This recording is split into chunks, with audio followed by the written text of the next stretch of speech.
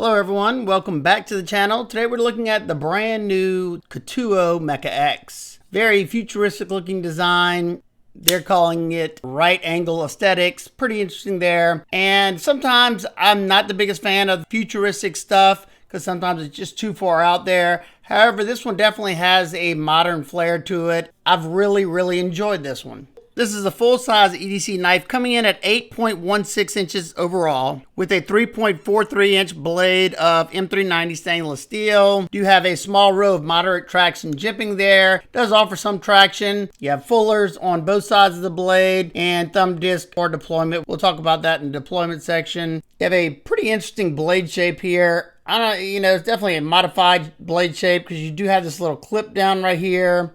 And then you have kind of like a Tonto blade. You have the straight edge portion and no actual transition here, but you have your belly starting from here to here. So should be a pretty versatile blade. You can get the tip onto things if you want. Probably gonna be easier just to get this portion to pull through stuff though. I'm not exactly sure what this blade finish is. It looks like a very fine bead blast, but I think I've been told otherwise. I'm not sure. All I can say is this finish right here provides a better performing blade. And I say that because they've done a good bit of finishing work underneath this to where it is super slick.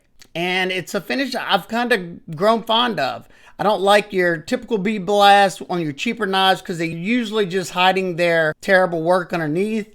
But I mean, you could usually see those imperfections underneath if that was the case. But this one just feels nice and slick, doesn't smudge up like a conventional bead blast would, and it allows material to move through it without that friction from some other finishes you could possibly have. Kind of feels the same as when you're slicing with a nice fine hand rub satin blade. You have a well executed sharpening choil. You can see right here where my fingernail is, you can have all that sharpening life before it'll even think about widening at the heel. You do have somewhat of a forward finger choil right here that I find to be pretty darn comfortable. We'll test that out in just a second. And back here, if you want to get a little bit further away from that blade, you could definitely do that. They have completely left the blade sterile, giving it somewhat of like a custom feel to it. Your blade steel marking is underneath right here. The blade has a pretty high flat grind and it comes down nice and thin. In the straight edge portion, it's around 12 thousandths behind the edge. And then up here toward that tip, it's a little bit closer to 15 to 16 thousandths. And mine came with a 21 degrees per side edge from factory. Let's see what this thing can do.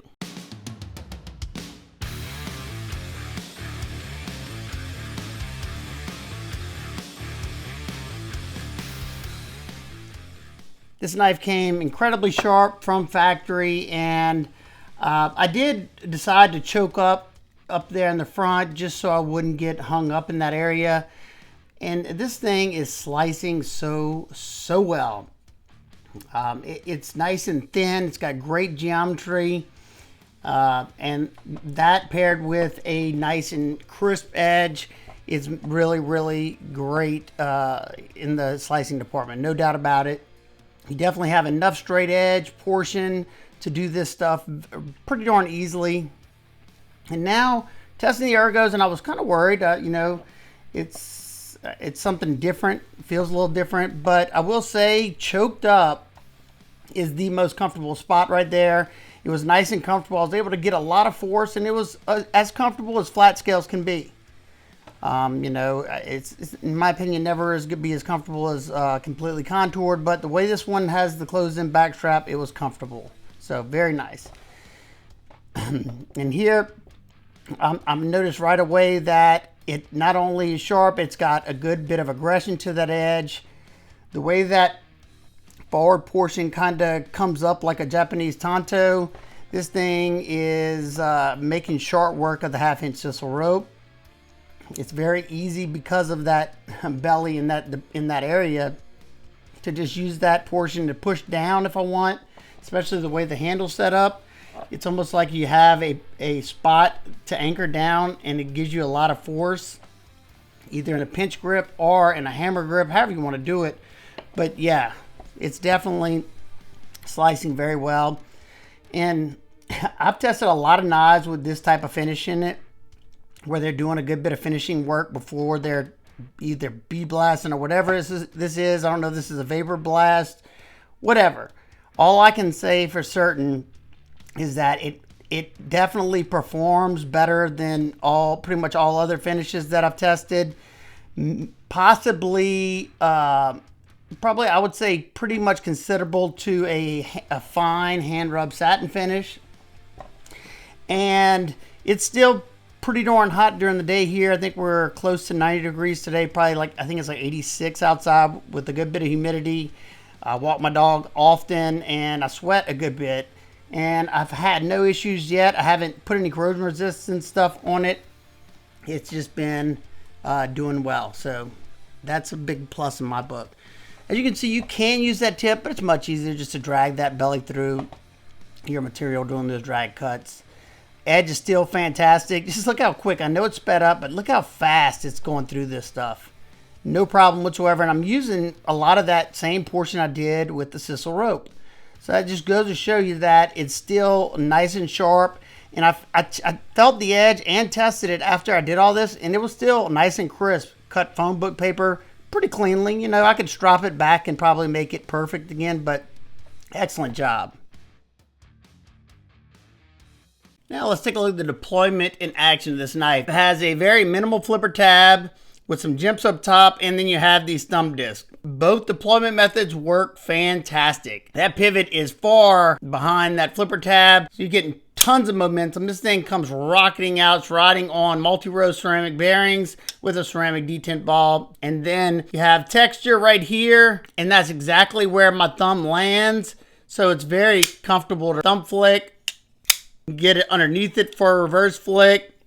Nice and smooth action, nice and controlled drop. That's the type of smoothness I like to see. You can also slow roll it if you wanted to. All right, let's close it up.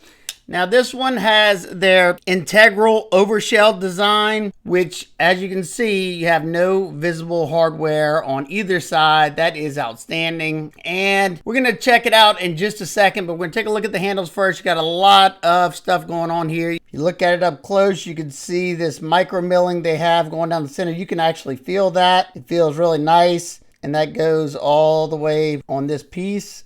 You have a little bit of texture up here on the back strap. And look how tight all that fitment is. Very nicely done. Then you have some lines here and here, chamfers, and they even knock off. You can probably see it right there. There's a bevel that knocks off any of these hard edges. And I'm guessing these are 3 slots for tritium if you want to put that, because that is the size of most of those tritium valves. And then you have a lanyard hole in the back if you like to carry it with the lanyard. Blind screwed mill tie pocket clip that it's screwed from the inside. And you can see this little piece right here. You can pull this back, and that's what's holding this thing down. Very easy. Once you pull that tab up, you can just pull that back strap straight up. And I really like this kind of stuff. I used to work in a machine shop a long time ago. I didn't work there for a whole long time, but it's very, very, I geek out, should I say, because of the tight tolerances and the machining that it takes to do something like this. But you can see how it fits over there, just like a shell. And the knife is completely usable like that. I mean, it wouldn't be that comfortable, but, and right here, I found that there's a free spinning pivot, at least just tapped on both sides for Torx T8. But I would have definitely loved to see that. Free spinning would have been great. And I'm not going to bore y'all with all the ins and outs of cleaning it, but you see the lock bar right there. That little tab is making up the lock bar insert and the place to disengage the lock. So really cool. I like the way they did that. That's where your screws blind screwed underneath. And we'll look at the inside. You see 2 locator pins right there, and it's that backspacer is screwed down to the titanium. So very solid. And that's a little tab. Once this thing is put together completely, it's got so much side-to-side rigidity, it's pitiful. Now I'm just doing some quick lubing. I didn't show all that process, but you know, if you've lubed a knife, you know how to lube the knife. So pretty easy to get back on, but to get the back, so it says it's such a tight fit, I did disengage the lock bar just so I could snap that. There you guys see me doing it right there, so I could snap the back into place. Now everything's nice and set. So once I put this screw in there, you want to set your action at this point, you know, where you have no play and you have the action and it's centered. Because after this, once you put that shell on, you're not going to really be able to mess with the centering any, because it's already going to be set for you because of those locator pins. But it went back to center fairly easily, and I'm just distributing the lube and getting in on the detent track. But now we're going to put the shell back on fairly easy. You just go from the front to the back like that, and then pull that little tab back, push it down, locks into place. Very simple. Now let's talk about the handle ergos. After I did all the testing, for normal light duty stuff, you know, I would choke back here sometimes, but when you choke back here, you're pretty far from that edge. So the majority of the time I came up right here. You can sit back on it if you want. You can get closer. It's up to you. Depends on how safe you think it feels, depending on where you're at. But in this grip, it was very comfortable because of this downward cant. It kind of feels like a handshake. Very nice, comfortable grip. It's more comfortable right here to me. Especially, you know, for being flat scales, it's nice and comfortable. You don't have anything open right here to cause, you know, the fat of my hand to go into. And the thickness on it is nice. It's a little bit thicker than average, so it helped fill out the hand nicely. I enjoyed using this one the entire time. No crazy hot spots for my hands that I could really tell. I don't love having jimping here, but, you know, it wasn't anything that was like super concerning or anything. I have to admit, when I saw all this extra stuff, this overshell and all that, I was like, ooh, this thing's going to be heavy. But when they got it, I was like, it's pretty darn light. So they got tons of skeletonization in there, as much as they possibly could. And the weight on this one comes in at either 139 grams or 4.9 ounces. I don't think that's bad at all. And it did not feel cumbersome in my pocket at all. Now, it is tip up right hand carry only. You do have a little bit of ramp underneath there. You know, it's not a ton of ramp, so if you have thick pants, you might have to lift up on it. I didn't have any problems in my normal thickness jeans. The seam, no problem. It went in and out of my pocket nicely, and that's all you have sticking out. That's not concerning to me that much, and that sits about as deep carry as most of my deep carry knives. And then your lanyard holes on the top, so your lanyard would actually be hanging out if you like to grab the lanyard, pull it out. But you do have something to grab a hold to here to pull out of the pocket. It does hug this side of the pocket, and as you can see, the straight line right here, that flipper tab pretty much stays out of the way of stuff, you know, especially if you put a phone or something. You can see what I'm talking about, because it's going to lay up against this flat spot. You know, not something I really care about, but, you know, if that is something you care about. And they also, you can see right here, have rounded over the back point of that flipper tab, so it's not uncomfortable at all. It's very hard to show this because it's underneath the flipper tab, the lockup. So the lockup on mine is probably 40, maybe 50% or so. It does have a hardened stainless steel lock insert, and I just love how they did this, so you don't have to worry about putting pressure on that lock bar when you flip it or anything because of the way they did it. And I love the way they put this little tab so you have something a little bit easier to get to, because your lock, the way they did that right there, is sitting further down. You do have a little chamfer there. I don't find it to be an issue whatsoever, especially using that portion of my thumb. I find it to be easy to get to. And we saw how that was hooked to the stainless steel lock insert.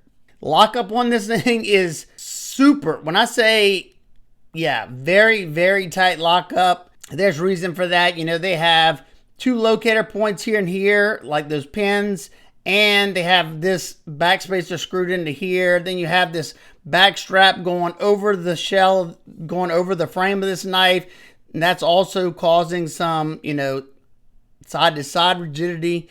This thing is super tightly locked up. Excellent job. Man, the MechaX looks like a sports car when it's open like that. Quick size comparisons. We have the Ontario Rat 1 and 2. It's in the middle of those. And the Spyderco PM2 is just a hair longer. And the Spyderco Para 3 is a good bit shorter. And lastly, it's about identical in length to the Kanwu Padre. And it's just a hair longer than the Spyderco MechaX 2. All right. Now for my nitpicks and complaints, I gotta be honest, the only thing that I wish I would have seen here is a captured pivot underneath, but they do have Torx T8s on both sides, so it's not the biggest deal, but it is something I would have loved to see here. Other than that, I think they did a fantastic job. There's a ton of stuff going on here. It's interesting, unique. It's got fantastic action. It's very slicey. It's pretty darn comfortable. And, definitely a piece that, you're either going to love it or hate it, but definitely unique. And I like it. It's not a cheap knife. You got premium blade steel. You got all this integral shell going on. That can't be cheap. And a good performer. This one comes in at $315. And if you are interested, it will be linked down in the description. It will be an affiliate link. So if you want to help support what I do here on this channel, it helps me pay for my testing materials. I can't thank you enough.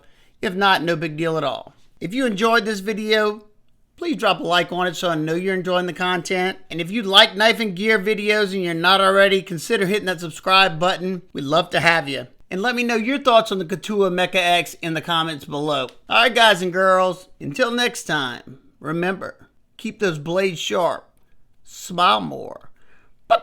Peace.